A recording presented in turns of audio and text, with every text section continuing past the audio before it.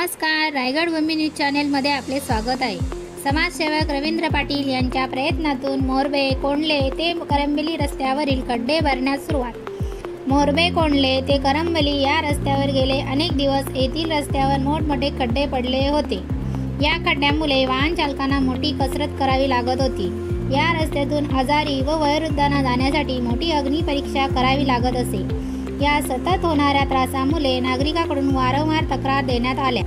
रस्त्यावरून गणपतीची मूर्ती याच रस्त्यावरून घेऊन जाताना मूर्तीची विटंबना होण्याची दाट शक्यता आहे।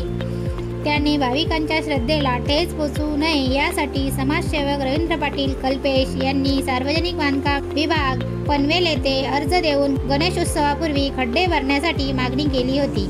त्या मागणीला यश येऊन खड्डे बुजविण्यास सुरुवात झाली आहे। तेथील नागरिकांमध्ये उत्साहाचे वातावरण निर्माण झाले आहे। नवीन बातमीसाठी रायगड भूमी न्यूज चॅनेलला सबस्क्राइब करा।